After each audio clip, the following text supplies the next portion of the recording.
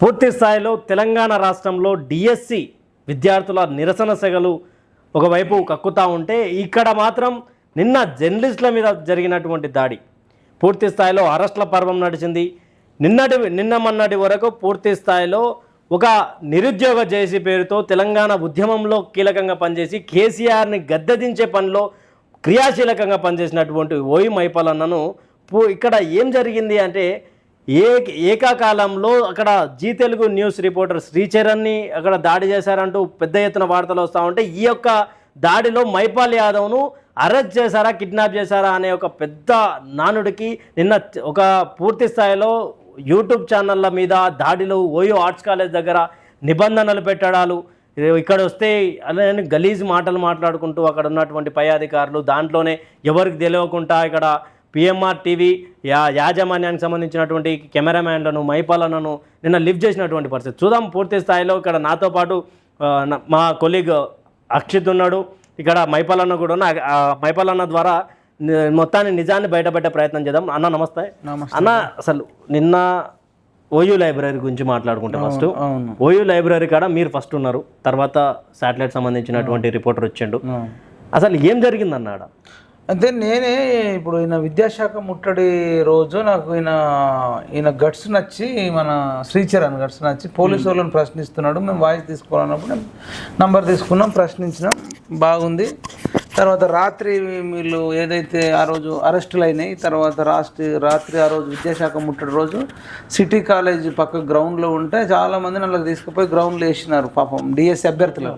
వేస్తే వాళ్ళకు నీళ్ళు ఇవ్వలేదట, అన్నం ఇవ్వలేదు, లైట్లు బంద్ చేయడు, వెళ్ళిపోండి అంటే మేము వెళ్ళాం, మాకు వాయిదా వేసేదాకంటే ఇంకా వాళ్ళు అక్కడి నుంచి నడుచుకుంటూ సిటీ బస్సు మేము ఎక్కిస్తాం వెళ్ళని అనగానే ఎక్కకుండా వాళ్ళు నడుచుకుంటూ సిటీ కాలేజ్ గ్రౌండ్ కాడికి వెళ్ళి మనం ఓయి దాకా వచ్చి నైట్ 12 అయింది.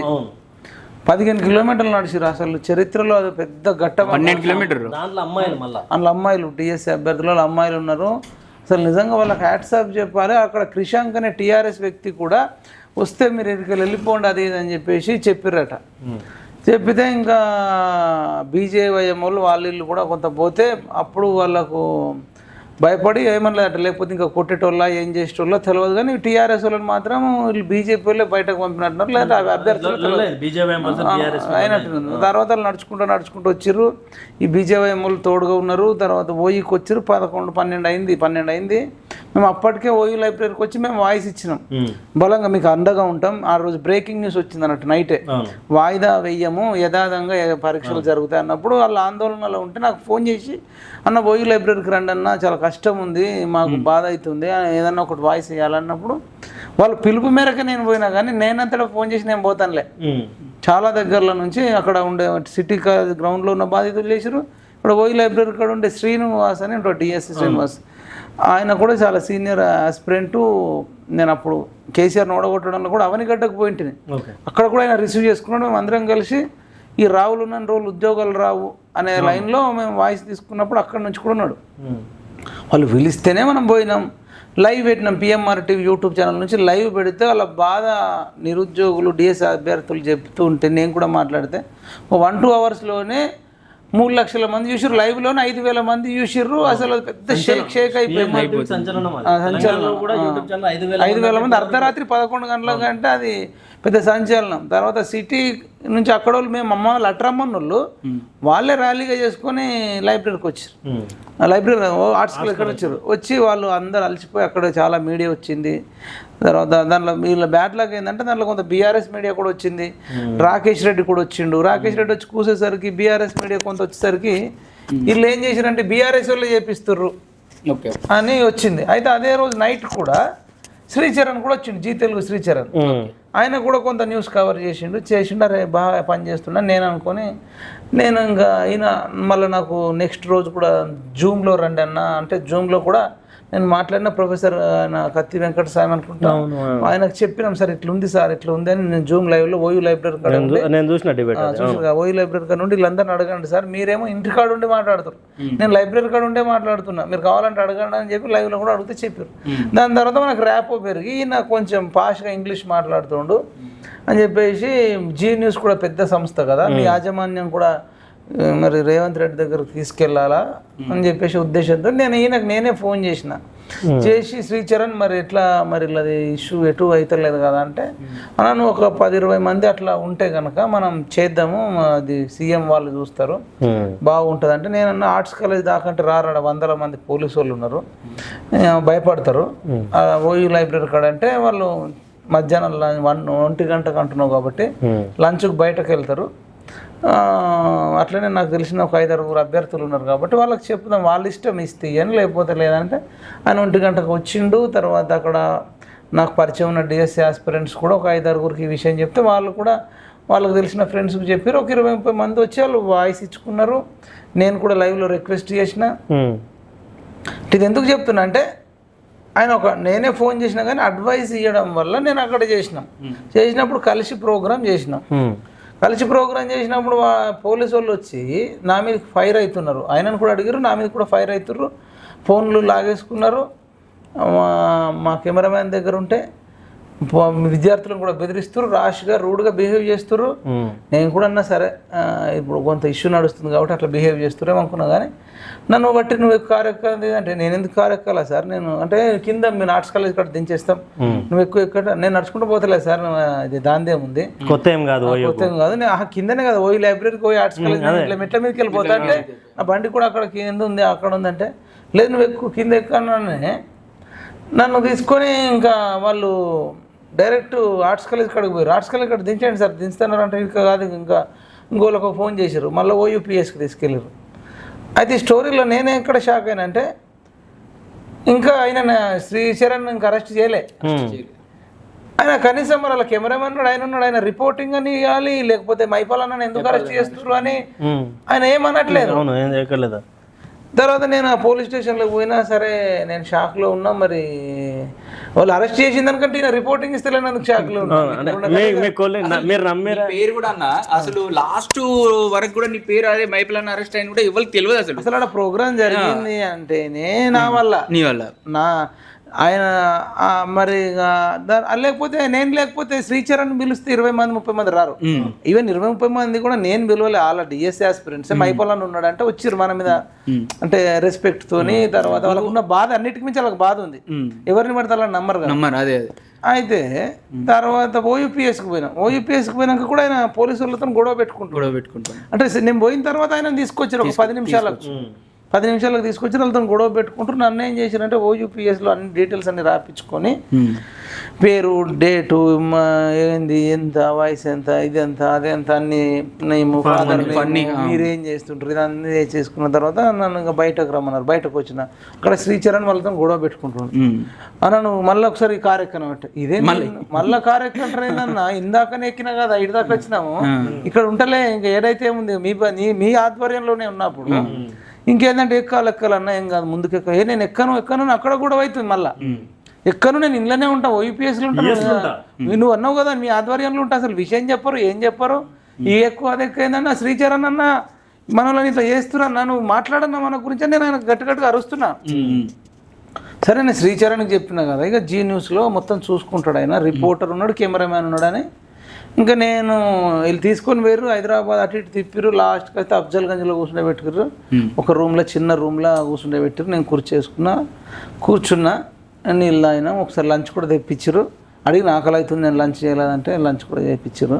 కానీ నేనేమనుకున్నా అంటే ఇక్కడ నేను షాక్లో ఉన్నది ఏంటంటే నేను రాత్రి నన్ను 8 అయింది దాకా 5 అయింది 6, 7, 8 పంపిస్తలేరు. బీఆర్ఎస్ వాళ్ళని కూడా పొట్టు కొట్టినట్టున్నారు. వాళ్ళందరూ నా అక్కడ అఫ్జల్గంజ్లోనే ఉన్నారు. అదే ఇక్కడ ఫస్ట్ మీకు ఏసీపీ నుంచి నీ పేరు వచ్చేంత వరకు కూడా మైపాల్ ఉన్నారని ఎవరికి తెలియదు. అదే కదా. అయితే నేను షాక్ అయిపోయినాక మళ్ళీ రాత్రి 8 గంటలకు వదిలేస్తే నేను మళ్ళీ ఓయూపీఎస్కి వచ్చేసరికి 9 దాకా అయింది. ఇంటికి పోయే వరకు 9:30, 10 అయింది అంతేగా. ఇక సరే మనం చూడాలి కదా మరి మనం కవర్ చేసిండా లేదా జీ తెలుగు చూస్తే. ఇక్కడ బీఆర్ఎస్ సంబంధించిన వాళ్ళు ఎందుకు వచ్చినట్టు అన్న అసలు వాళ్ళు దిష్టి బొమ్మ కాలబెట్టడానికి వేరు.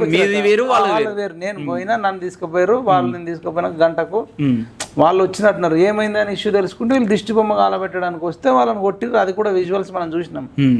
అయితే ఇది ఎందుకు చెప్తున్నా అంటే ఇప్పుడు శ్రీచరణ్ చూస్తే నాకు తెలిసిన వాళ్ళు వీడియోలు పంపిరు, ఏసీపీ మైపాల్ యూట్యూబరే చేస్తుండని చెప్పేసి రవితేజతో అన్నాడు. ఏసీపీ ఒప్పుకుంటుండు రవితేజ, అంటే రవితేజతో జీ న్యూస్ యాజమాన్యంతో, అంటే వాళ్ళ ఛానల్తోనే కరెస్పాండెంట్తోనే ఇది మైపాల్ అనే యూట్యూబర్ ఇన్ఫ్లుయెన్స్ చేస్తున్నాడు అంటుండు. అంటే శ్రీచరణ్ అనే వ్యక్తి అసలు మ్యాటరే కాదు అక్కడ, చాలా చిన్న వ్యక్తి వాళ్ళ దృష్టిలో చాలా చిన్న వ్యక్తి. ఆయన అదుపులోకి తీసుకోవాలనేది వాళ్ళ ఆలోచన కాదు. అయినా కానీ ఏసీపీ గుర్తించిండు నేను ఇన్ఫ్లుయెన్సరు అది ఇదని, అది మళ్ళీ మాట్లాడు టార్గెట్ పెట్టుకున్నారు. అరే ఏసీపీ మాట్లాడుతున్నాడు మైపాల్ అని, శ్రీచరణ్ కలిసి ప్రోగ్రామ్ చేసినాం, నువ్వు సరే నేను రమ్మన్నా ప్రోగ్రామ్ ఏదైనా మంచిగా చేయాలి అన్నా కానీ ఇంతమందిని తీసుకురమ్మని ఐడియా ఇచ్చింది అతనే. సరే ఆయన అంటే సీనియర్ కదా, మరి కొంత ఎక్స్పీరియన్స్ ఉంది కదా అని మనం అరేంజ్ చేసినాం. కనీసం ఇప్పుడు ఆ ప్లేస్లో నన్ను అక్కడ ఉండి బయట ఉంటే ఆయనను తీసుకుపోయినా నేను రిపోర్ట్ చేసేటోని, పలానా జీ న్యూస్ శ్రీచరణ్ ఇట్లా తీసుకెళ్తున్నారు, ఇది అన్యాయం అండి, ఇది అక్రమం అండి, ఎందుకు తీసుకెళ్తారు, ఆయన న్యూస్ కవర్ చేయడానికి వస్తున్నా అనేటోని. ఈ విషయం కూడా ఆయన ఎక్కడ అనలే. ఆయన ఏసీపీ అన్నాడు, తర్వాత అన్నాడు, నేను షాక్ అయిపోయినా. ఆయనను కళ్ళబట్టి తీసుకుపోయితే చూపిస్తారు, మొత్తం డిబేట్ నడిచింది దాని మీద. అయితే హైలైట్ ఏంటంటే ఆయన కంటే దారుణంగా కూడా నన్ను తీసుకెళ్ళారు, కానీ ఫోన్లు లాక్కెళ్ళారు. మన బ్యాట్లకి ఏంటంటే ఆయనది వచ్చినంత క్లీన్ గా విజువల్స్ మనకి రాలే.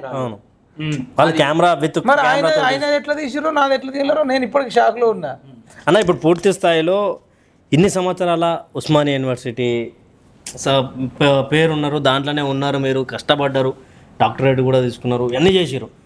ఎప్పుడైనా ఇలాంటి తెలంగాణ ఉద్యమం సమయంలో కూడా పోలీసు వాళ్ళు జాలి చూపిస్తుండే, అరే మన తెలంగాణ పూర్వం కొడితే ఏమొస్తుంది బైసాబా. ఇప్పుడు ఎందుకని ఇంత కఠినంగా పోలీసు వాళ్ళు, మిగతానే కాదు, నిన్న బల్కంపేటలో ఆడ పోతురాజుల విషయంలో అదే జరిగింది. మన బల్కంపేట ఎల్లమ్మ దగ్గర 10 TV రిపోర్టరు నేను ప్రెగ్నెంట్ సార్ అంటే నీ ప్రెగ్నెంట్ చూపి అని అడిగింది పోలీస్ నిన్న. అది మొత్తం అంటే పోలీసు వాళ్ళు ఇంత కఠినంగా మారడానికి అసలు ఏం కారణం ఏముంటుంది అన్న? ఇంత అదే పైనుంచి ఆర్డర్స్ స్ట్రిక్ట్ గా పోయినట్టున్నాయి. ఎవరన్నా ముందుకు వచ్చినా చేసినా భయపట్టేయాలి అని ఆర్డర్స్ వచ్చి ఉంటాయి. నాకు తెలిసి ఇప్పుడు మన విషయంలో అయితే సీఎం రేవంత్ రెడ్డి గారు వీళ్ళు కూడా చూసినట్టున్నారు, లైవ్లు బాగా పోతున్నాయి డిఎస్సి కోసం. అసలు మెయిన్ ఆంధ్రజ్యోతిని కవర్ చేస్తున్నాం, V6ని కవర్ చేస్తున్నాం, క్యూన్యూస్ని కవర్ చేస్తున్నాం. ఒకప్పుడు ఇదే టాప్ ఛానళ్ళు ఉండే, వీటినే కాకుండా వీడియో ఎక్కడికి వెళ్ళి పుట్టుకొచ్చింది, ఇదేం కదా అని ఉన్నారు, అణిచివేయాలని చెప్పినట్టున్నారు. పాపం పోలీసు వాళ్ళకి నాకు తెలిసి ఉండకపోవచ్చు, వాళ్ళకి మనకు ఏం పంచాయతీ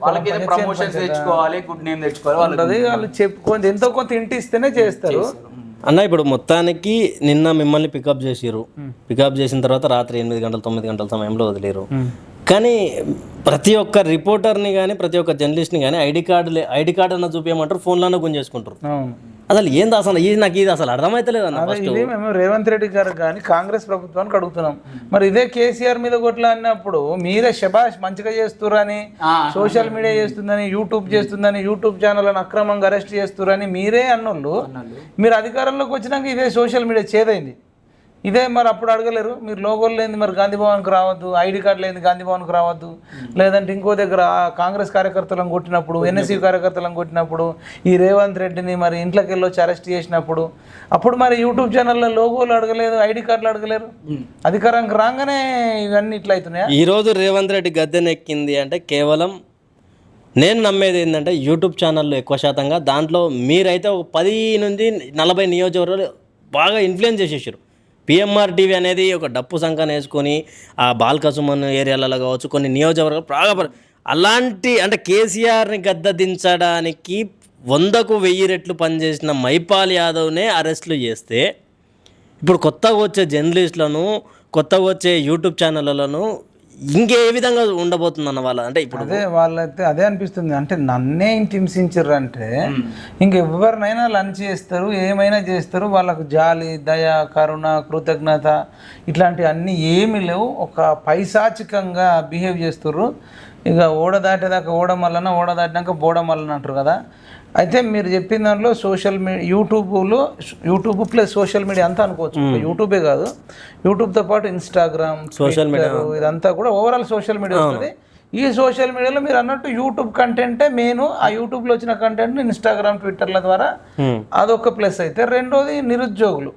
ఈ నిరుద్యోగులకు సంబంధించి కూడా మనం తెలంగాణ నిరుద్యోగ రక్షణ చేసి పెట్టి నిరుద్యోగులందరినీ కూడా ఐక్యం చేయడంలో మనం అత్యంత కీలక పాత్ర వహించాం. ఇటు యూట్యూబ్ ఛానల్, ఇటు నిరుద్యోగ రక్షణ చేసి అట్లా అని పతనమైంది. కేసీఆర్ది. ఇప్పుడు ఈయన ఇదే నిరుద్యోగులను అణచివేయాలని చూస్తున్నాడు, ఇదే యూట్యూబ్ ఛానళ్లను సోషల్ మీడియాను అణచివేయాలని చూస్తున్నాడు. కాబట్టి ఇదే రేపు ఆయనకు వ్యతిరేకత అయ్యి మొన్న ఒక 64-65 సీట్లు వచ్చినాయి. నెక్స్ట్ ఈ 64-65 సీట్లలో వాళ్ళు ఓడిపోబోతారు. 10 సంవత్సరాలు నేనే సీఎం అంటున్నాడు. అది ఆయన ఇప్పుడు కేసీఆర్ కూడా అన్నాడు, జీవితాంతం నేనే ఉంటా అన్నాడు. ఉన్నాడా?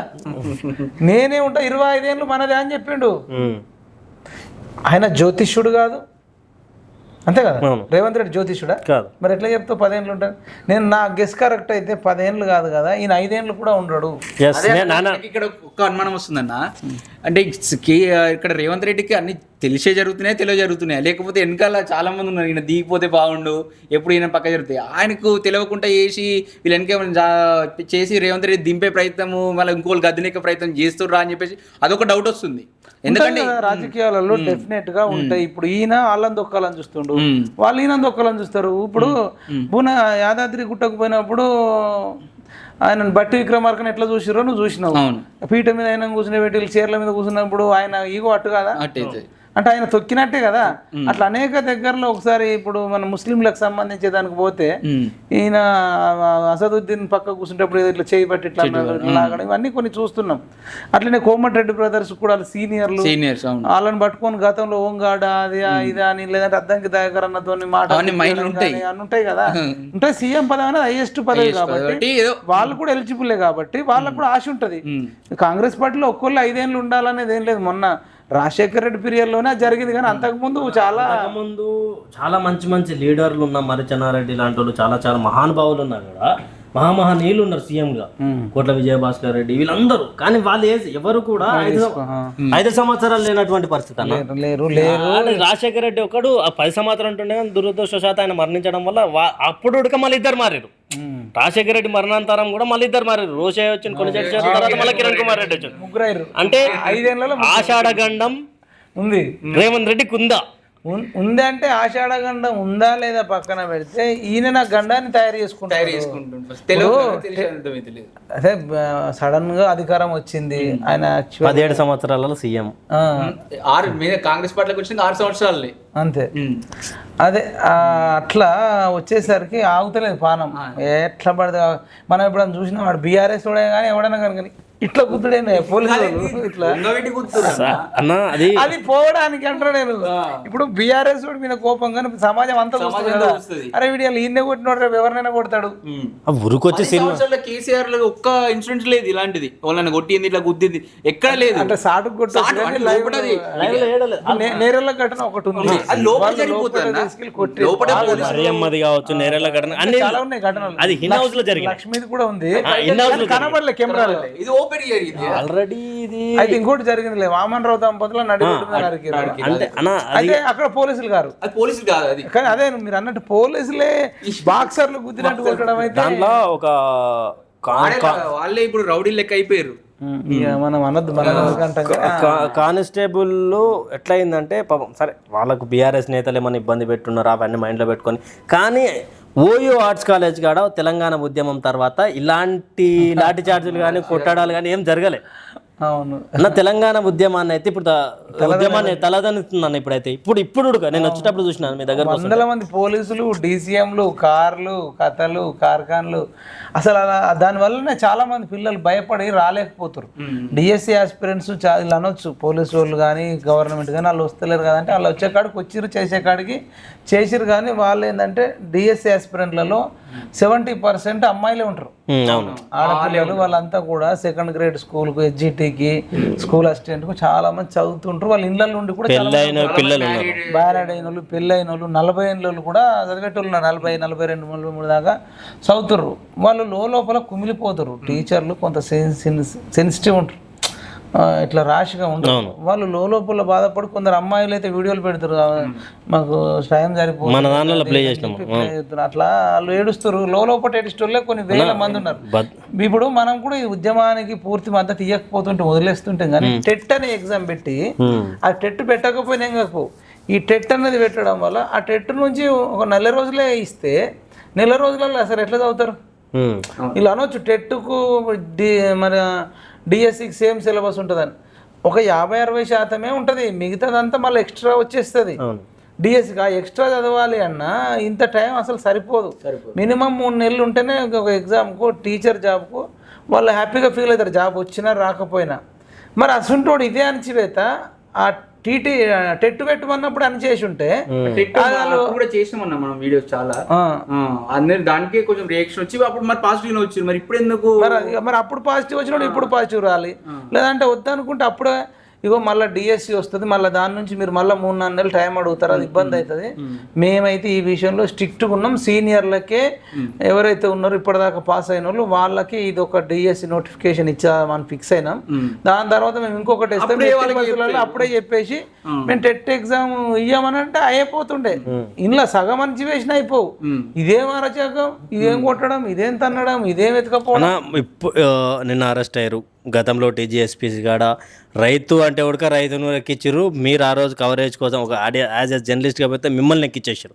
అంటే మీ టీషర్ట్ మీద నిరుద్యోగ చేసిందన్న టీజీపీఎస్ కాడ కూడా నువ్వు నిరుద్యోగ రక్షణ చేసి కనబడద్దు, నువ్వు షర్ట్ వేసుకుంటే గాంధీ భవన్ లో 30 రూపాయల ఆడ అమ్ముతుండే సెకండ్ హ్యాండ్ 30 రూపాయల షర్ట్ అంటే 20 రూపాయలు ఇచ్చి తీసుకొని అదేసి రిపోర్టింగ్ చేయాల్సి వచ్చింది. అన్న ఇప్పుడు మైపాల్ యాదవ్ ముందు కూడా ఇదే నిరుద్యోగుల తరపున కొట్లాడతాడా, లేదంటే కేసులకు మరోసారి అరెస్ట్ చేస్తారని? అంటే అప్పటి పోలీస్ వ్యవస్థ ఇప్పటి పోలీస్ వ్యవస్థ చాలా మార్పు వచ్చింది. అంటే భయపడి వెనకడిగేసే అవకాశం ఉందా? నిరుద్యోగుల కోసం కానీ మిగతా తెలంగాణ సమాజం కోసం కానీ సమస్యల కోసం మీద పోరాడే అవకాశాలు ఇంకా ఏమైనా కనిపిస్తాయి? డెఫినెట్గా చేయాల్సిందే. పాపం ఎవరు లేరు అభాగ్యులు, వాళ్ళకి ఎవరు చిన్నప్పటి నుంచి ఏంటంటే మన వ్యవస్థలో ఎవరు జోలికి పోవద్దు, ఎవరితో మాట్లాడొద్దు, నువ్వే మంచిగా చదువుకోవాలి, ఏ కెమెరా ముందుకు కానీ ఏ గొడవలకు కానీ ఉద్యమాలకు పోవద్దని తల్లిదండ్రులు కానీ ఊరోళ్ళు కానీ బాగా నేర్పించి మైండ్లో పెట్టిరు. పాపం వాళ్ళ అమాయకులు. యాక్చువల్గా అట్లా పెంచొద్దు, అది పెంచే విధానం కూడా అట్లా లేదు, చేయకూడదు. అట్లా చేయడం వల్ల వాళ్ళు లోపల కుమిలిపోతున్నారు, బాధపడుతున్నారు. మనమేం చేద్దామంటే ఇంకా డెమోక్రటిక్గానే చేయాలి. ఇంకా మనం వీళ్ళు ఇట్లా చేస్తారు కాబట్టి మనం ఇంకొక 5-6 టీమును మెయింటైన్ చేస్తూ ఇంకా చేయాలి, సింగిల్గా కాకుండా. స్థాయిలో ఒక అంటే అనకూడదు కానీ ఒక పెద్ద ఎలక్ట్రానిక్ మీడియాలో శాటిలైట్ వ్యవస్థలో ఉన్నటువంటి వ్యక్తికి ఏం జరిగినా అక్కడ ఉన్నటువంటి వాళ్ళకంటే యూట్యూబ్ వాళ్ళ ఛానల్ ఉన్నటువంటి మనలాంటి వాళ్ళు ఊరికి ఒక జర్నలిస్ట్ కష్టాలను చూపిస్తాం. కానీ ఒక యూట్యూబ్ ఛానల్ సంబంధించినటువంటి జర్నలిస్టులు ఎవరైతే ఉన్నారో వాళ్ళ మీద దాడి జరిగినా కూడా అసలు పట్టించుకోండి. మీ విషయంలో కూడా జరిగింది. ఇప్పుడు కాదు, నేను జీ న్యూస్ అయిననే కలిసి చేస్తే ఆయనదైనా చెప్పుకుంటుండు కానీ నీ గురించి చెప్పలే. అంటే శ్రీచరణ్ వాళ్ళు భవిష్యత్తులో కూడా టార్గెట్ చేయరు, ఇప్పుడు కూడా టార్గెట్ కాదు. శ్రీచరణ్ అంతా చూపించాల్సిన అవసరం లేదు. మైపాల్ యాదవ్ వాళ్ళ టార్గెట్, అది నేను చెప్తలే, ఏసీపీ జగనే చెప్తున్నాడు, ఆయననే టార్గెట్ ఈయననే చేస్తున్నారు. అట్లాంటిది నేను మంచిగా చెడ పక్కన పెడితే నన్ను చూపించాలి. రేపు ఏదైనా లైఫ్ థ్రెట్ ఉంటే నాకుంటుందా, శ్రీచరణ్కి ఉంటుందా?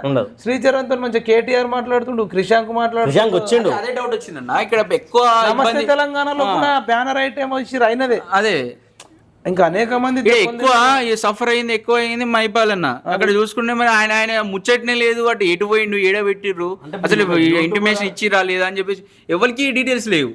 అదే కదా అసలు జీ తెలుగు శ్రీచరణే ఆయన కోసము ప్రోగ్రామ్ అరేంజ్ చేస్తేనే అట్లుందంటే మిగతా ఛానల్ కూడా అంతే ఉంటాయి కదా. అంటే భవిష్యత్తులో ఎవరికి ఎక్కువ థ్రెట్ ఉంటుంది అంటే యూట్యూబ్ ఛానల్, తర్వాత యూట్యూబ్ ఛానళ్ళలో మరీ ముఖ్యంగా బాధితుల వైపు ఎవరైతే ఉంటారో వాళ్ళు కొంత వాయిస్ ఓవర్ కూడా ఇస్తారు. ఓన్లీ రిపోర్టింగ్ కాకుండా కొంచెం ఎక్స్ట్రాగా వాళ్ళు అనుకున్నది, వాళ్ళు అంచనా వేసింది, వాళ్ళు గ్రహించింది వాస్తవాలను కొంత బలంగా ఇప్పుడు డిఎస్సి వాళ్ళు ఉన్నారు, వాళ్ళకు కొంచెం సపోర్ట్ చేసినాం అనుకో, ఇక వాళ్ళు అట్లాంటి వాళ్ళకు ఉంటుంది అన్నట్టు. యూట్యూబ్ ఉంటే అట్లా సపోర్ట్ చేసిన అందులో పనిచేసే రిపోర్టర్లకు కావచ్చు, లేకపోతే వాళ్ళకి ఛానల్ అయినా కావచ్చు. అట్లా కాకుండా నువ్వు కేవలం వాళ్ళు చెప్పింది తీసుకుపోయి చేసినా నీకు ప్రాబ్లం ఉండదు. కానీ నువ్వు మాత్రం దాన్ని నరేటివ్ చేయదు. దాన్ని మార్నింగ్ న్యూస్ పేరు మీద ఇలాంటి అనాలిసిస్ చేస్తే మాత్రం తిట్టని ఉంటుంది. అంటే నా నుంచి ఒక విజ్ఞప్తి ఏంటి అంటే మీకంటూ ఈ యొక్క యూట్యూబ్ సర్కిల్లో కావచ్చు, బయట కానీ ఒక సర్కిల్ అంటూ మైపాల్ కానీ ఒక యూట్యూబ్ ఛానల్కి సంబంధించినటువంటి ఎవరికి ఏం జరిగినా ఒక టీమ్ లాగా ఫామ్ అయ్యి ఇలాంటిది ఒక ముందడుగు మీలాంటి వాళ్ళు ఇన్సెంటివ్ తీసుకోవాలన్న. ఎందుకంటే దాడులు జరిగే శాటిలైట్కి రిపోర్ట్ జర్నలిస్ట్ మీద దాడి జరిగినా కూడా ఇమీడియట్గా మేనేజ్మెంట్ దిగిపోతుంది. అంటే అంత పెద్ద వ్యవస్థ పెట్టుకొని వాళ్ళు కాపాడుకుంటారు. కానీ యూట్యూబ్ ఛానళ్ళల్లో మెయిన్ చైర్మన్ ఉంటే బయటికి రారు. బయటికి రాకుండా మనం బయట పోయి వర్కులు చేసినా కానీ ఇబ్బందికరంగా మారే మనకు శాటిలైట్ వాళ్ళు కూడా ఎలాగో హెల్ప్ చేయరు. నిన్న కానీ ఎత్తుకోపోయినటువంటి సిచ్యువేషన్ ఈయన చేసినందుకే వాళ్ళు ఏం చెప్తారు ఎక్స్ప్లెనేషన్, అసలు మా టార్గెట్ శ్రీచరణ్ కాదయ్యా, మా టార్గెట్ మైపాల్. అసలు ఈయన అక్కడ పక్కకున్నాడు కాబట్టి మేము ఆయన అడిగినాము, మరి ఆయన సరిగ్గా చెప్పలేదు, అందుకనే అట్లా పక్కకు ఎత్తుకపోయారు. ఆయన జీ న్యూస్ అట్లా పని చేస్తున్నా అంటే అసలు ఆయన ఏమనకపో. ఒకవేళ ఎత్తుకపోవాల్సి వస్తే మరి ఆర్ట్స్ కాలేజ్ ఇక్కడ కూడా కాలోజీ టీవీ వాళ్ళు ఉన్నారు, సరే కొంచెం బెదిరిచ్చిర్లే కానీ వేసుకపోలే. లెజెండ్ టీవీ వాళ్ళు ఉన్నారు, ఇంకా తర్వాత యోయో టీవీ వాళ్ళు ఉన్నారు, ఇట్లా మిర్రర్ టీవీ, ఇట్లా అనేక టీవీ ఛానల్స్ ఉన్నాయి కదా, వాళ్ళని ఎవరు వేసుకపోలేగా. వాళ్ళు బికాస్ ఆఫ్ నన్ను ఆనుకోను, వాళ్ళు నా కోసం వచ్చిర్రు. నేను విషయం చెప్పిన ఏంది అన్నప్పుడు నేను అక్కడ పోలీసు వాళ్ళకి కూడా చెప్పిన, సరే ఇట్లా అంటే విద్యార్థులు ఏదన్నా ఉంటే ప్రోగ్రామ్ చేద్దామని అనుకున్నాం. జీ న్యూస్ వాళ్ళతో కలిసి అవును నేను పిలిచిన, వాళ్ళు కూడా ఇట్లా చేయమన్నారు, ఒక 10-20 మంది అంటే చూస్తే సీఎం గారికి అర్థమవుతుంది అని చెప్తే నేను చేసిన. సరే అట్లా పిల్లలు వాళ్ళే వచ్చిర్రు, మాట్లాడినాం అని నేను క్లియర్గా ఉన్నట్టు చెప్పిన. ఉన్నట్టు చెప్పడం వల్ల ఇక ఈయన నాకు బాగా వీళ్ళంతా కలిసే చేస్తున్నారు అనే యాంగిల్లో వాళ్ళు ఈయనను కూడా ఎక్కిచ్చేసి అని తీసుకుపోయినట్టున్నారు. వాళ్ళ మధ్యలో పోలీసులకు ఈయనకు మధ్యలో గొడవ జరిగింది.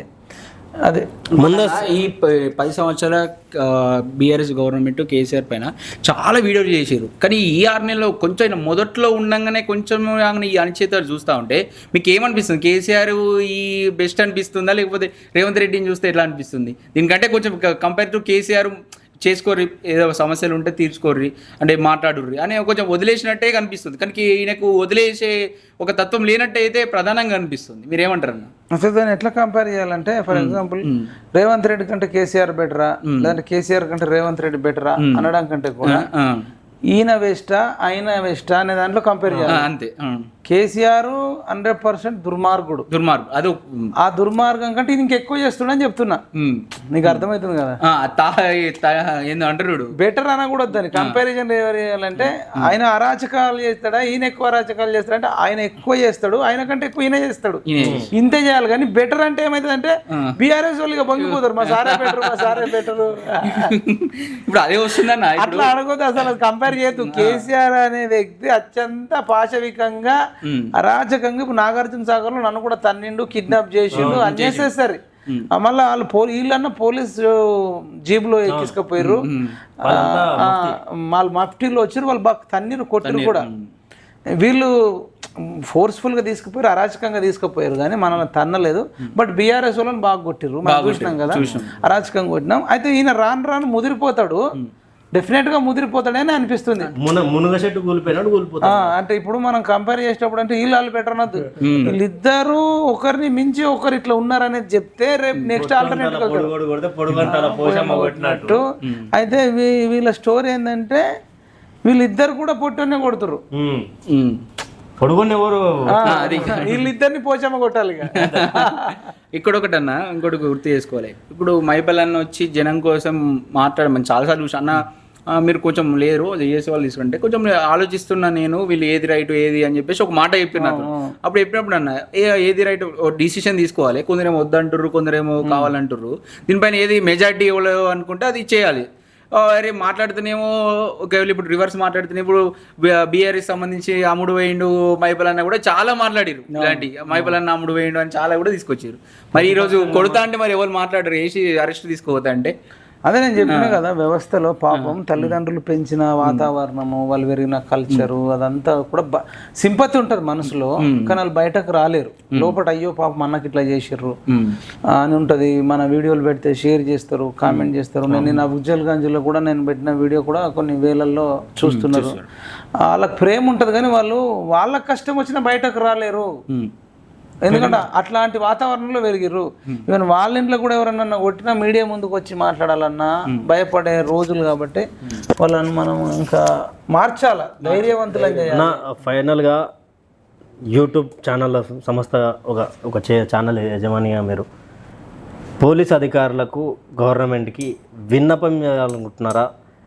అభ్యర్థించాలనుకుంటున్నారా, వార్నింగ్ ఇవ్వాలనుకుంటున్నారు? అసలు తెలంగాణ రాష్ట్రంలో ఏం జరగబోతా, అసలు ముఖ్యంగా డిఎస్సి అభ్యర్థుల గురించి కూడా ఒక మాటలో చెప్పండి. అసలు ఏంటి అసలు మొత్తానికి ఒక యూట్యూబ్ ఛానల్ యాజమాన్యంగా నిరుద్యోగులు చేసి కొంత పక్కకు పెడితే ఒక యూట్యూబ్ ఛానళ్ళ మీద జరుగుతున్నటువంటి ఇప్పుడు ఎక్కడ పోయినా ఐడి కార్డు అడుగుతా ఉన్నారా ఇన్ని సంవత్సరాలు? సీఎం డేటే అంటే సీఎంనే మార్చాల్సిన పరిస్థితి తీసుకురావాలి. అంటే మనకు కాంగ్రెస్ పార్టీ జాతీయ పార్టీ కాబట్టి ఇక ఈయనప్పుడు మీ డేట్లు మార్చినప్పుడు సీఎంనే మార్చేస్తే అయిపోతుంది కదా అనే లైన్లో రేపు ఎగ్జామ్ అయిన తర్వాత ఇప్పుడు హాల్ టికెట్ ఇచ్చేసిరా వచ్చిందో లేదో తెలియదు, చూడాలి.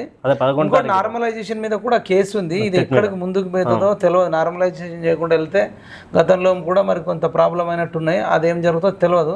బట్ మనం ఇంత హింస పెడుతుండు కాబట్టి అందరూ రాసుకొని పెట్టుకోవాలి వైట్ పేపర్ మీద.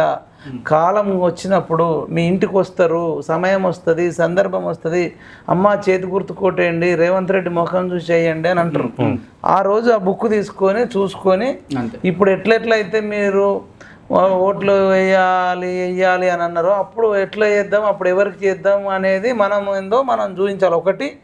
రెండోది ఈ డిఎస్సి ఎగ్జామ్ అయిపోయి ఒకవేళ ఇట్లనే మొండిగా పోయి పెడితే కనుక మీరు ఎట్టి పరిస్థితుల్లో ఎటువంటి అఘాయిత్యాలు చేసుకోవద్దు. ఎందుకు అంటున్నంటే జీవితంలో ఒకటి ఇది మన కష్టం ఉంది, చాలా బాధ ఉంది.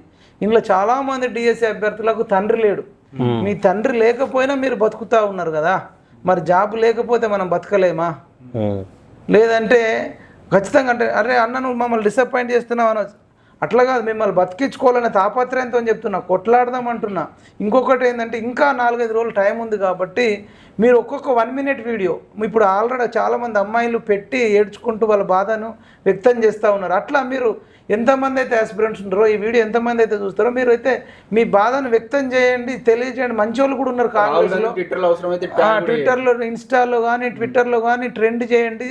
అప్పటికి మారకపోతే మనం ఈ ఎగ్జామ్ అయిపోయిన తర్వాత కొన్ని వేలాది మంది జంతర్ మంతర్ దగ్గరికి పోయి ఈయనను సీఎం తీసేసేదాకా మేము ఢిల్లీకి వెళ్ళి కదలమని చెప్పి అక్కడ మీరు చెయ్యాలి. మనకు జాబ్ రాకుండా చేసేటువంటి ఈ రేవంత్ రెడ్డి జాబ్ పోయేటట్టు చెయ్యాలి. తద్వారా అందుకోసమన్నా మీరు బతకాలి. కాబట్టి ఎటువంటి అఘాయిత్యాలు చేసుకోవద్దు. జీవితం అత్యంత విలువైనది. దయచేసి మీరు ఎట్టి పరిస్థితులలో క్షణికావేశంలో ఎటువంటి నిర్ణయాలు తీసుకోవద్దని నా సొంత చెల్లెళ్ళలాగా తమ్ముళ్ళలాగా చెప్తా ఉన్నా. ఫైనల్ ప్రభుత్వానికి ఏం చెప్పాలి? ఇంకా వాళ్ళకి ఏం చెప్తారు, ఇళ్ళకి చెప్పేసినా కదా. మారితే డిఎస్సి వాళ్ళతో చర్చలు జరిపి అంటే మీకు తెలిసిన అన్ని ఛానళ్ళల్లో పోల్ పెట్టండి. వాళ్ళు మెజారిటీ ఎట్లా పోస్ట్ పోన్ చేయాలా వద్దా, చెయ్యాలంటే చేయండి, లేదంటే లేదు. అది కూడా చేయకపోతే ఏం చేయాలి? నీ ఛానల్లో పెట్టుకొని క్యూ న్యూస్లో, V6లో, బిగ్ టీవీలో అందులో పెట్టుకోండి, ఆంధ్రజ్యోతిలో.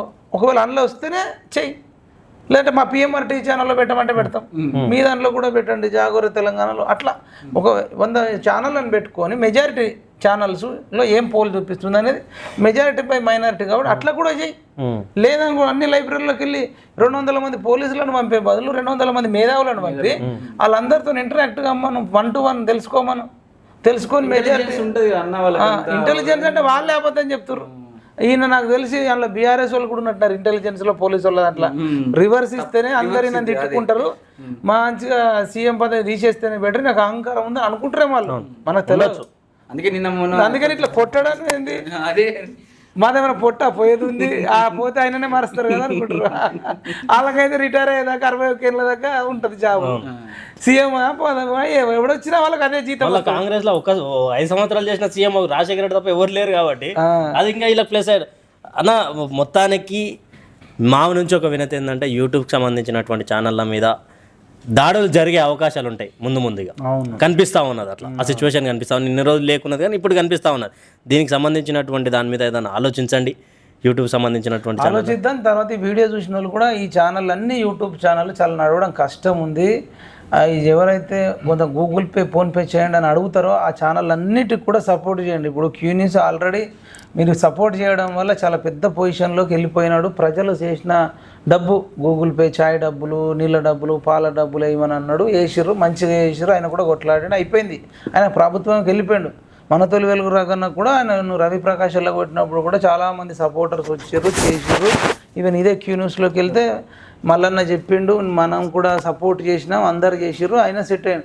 మిగతా ఇప్పుడు ఎవరైతే ప్రశ్నించే గొంతుకలు ఉన్నాయో మరి టీఆర్ఎస్కు భజన చేసుకుంటా ప్రభుత్వాన్ని తిట్టే ఛానళ్ళకు కాదు కానీ మధ్య మీడియేటర్గా ఉండి సమస్యల మీద కొట్లాడేటోళ్ళు జనం వైపు ఏ రాజకీయ పార్టీకి కానీ భజన చేయకుండా, అది బీజేపీకి కావచ్చు బీఆర్ఎస్ కావచ్చు, భజన చేయకుండా సమస్యల మీద కొట్లాడే వ్యక్తులు ఉంటే కనుక వాళ్ళకి మీరు సపోర్ట్ చేస్తేనే ఉంటారు.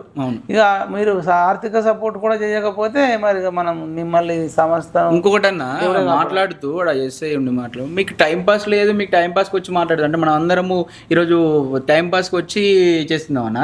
ఈరోజు మేము ఉన్నాం సాఫ్ట్వేర్ జాబ్ వదిలేసుకొని మరి ఇలా వచ్చేందుకు ఒక ఫ్యాషన్తో పని చేయాలి జనం సమస్యలు. ఎందుకంటే నేను రిపోర్టింగ్ చేసేటప్పుడు చాలా టైంలో వాళ్ళ సమస్య తీరినప్పుడు వాళ్ళు ఫోన్ చేసి చెప్తూ ఉంటారు అన్న మీరు ఎవరికి ఇట్లా అయిందన్న, మీరు సాల్వ్ అయిందన్న అని చెప్తే మనకి హ్యాపీనెస్ చాలా అనిపిస్తుంది అన్న.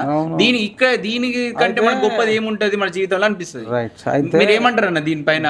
ఏంటంటే డిపార్ట్మెంట్ వాళ్ళకు గ్రౌండ్ తెలియదు, రిపోర్టర్లకు జర్నలిస్టులకే గ్రౌండ్ తెలుసు. మనం 1-to-1 మాట్లాడితే మన దగ్గర లోపనే చెప్తారు. వాళ్ళకి తెలియకపోవడం వల్లనే టైం పాస్ అనుకుంటారు. వాళ్ళు అనుకోవడంలో కూడా పెద్ద తప్పు లేదు. ఎందుకంటే ఆ నిరుద్యోగులు అమ్మాయిలు ఎస్పెషల్గా కొంతమంది అబ్బాయిలు కూడా కెమెరా ముందుకు రావాలంటే భయపడతారు. భయపడడం వల్ల వాళ్ళు కూర్చొని మాట్లాడియాలంటే ఎంత కష్టాలు ఉంటాయి.